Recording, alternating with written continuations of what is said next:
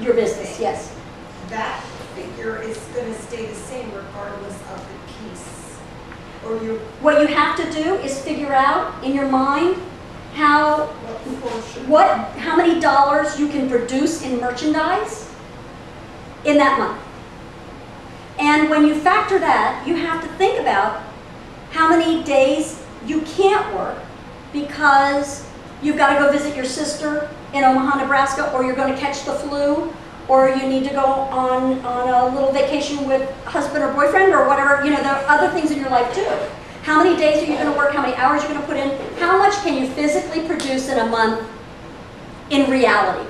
Not in your optimum, but in reality.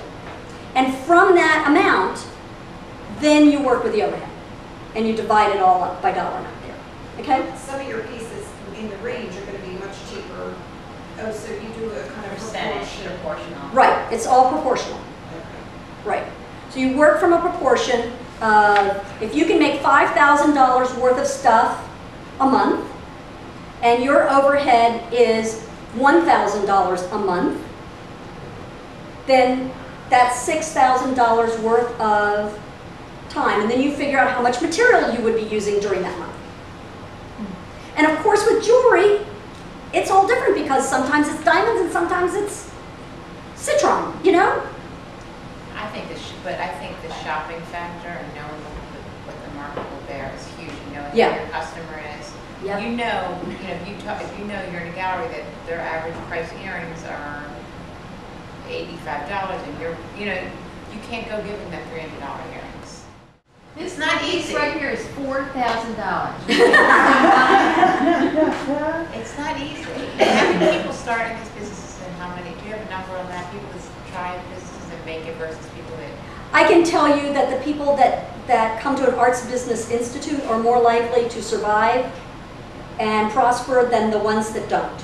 If you do one of our shows, and you have not been to an Arts Business Institute and have not studied wholesaling or been mentored by someone who wholesales, and you don't know the business well, you will fail. And I have to tell half of the people that walk into any of my shows at the new exhibitor meeting, I have to tell them that. They've spent $5,000 to $7,000 getting there. We have already told them that they really should do these things first, that they won't know how to light, they won't know how to price, they won't know how to this, that, and the other, and their ego tells them, my work is good enough to stand up. They like my work, so my work is good enough to stand up. Has nothing to do with your work. It has to do with how well you're prepared you are.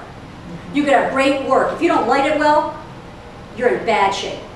You will not sell. What's an example of an Arts Business Institute? What kind of Well, I'm trying to give you a taste of it here. Okay. Okay? The other thing that we add to the Arts Business Institute is that you get to go on the floor, you get to talk to artists, you can have a mentor, and you get a critique. Is this a type of kind of college, or is this a type It's of... a weekend workshop that we It's do a all over the weekend country. that they do all over Oh, the country. okay. But a lot of that is. And the curriculum that I'm going through comes right out of the Arts Business Institute boot camp, which is supported by the National Endowment for the Arts and the Appalachian Regional Commission. How often do you offer them, or where? We offer them at every show, and I'm looking for additional funding so that I can offer them in other places.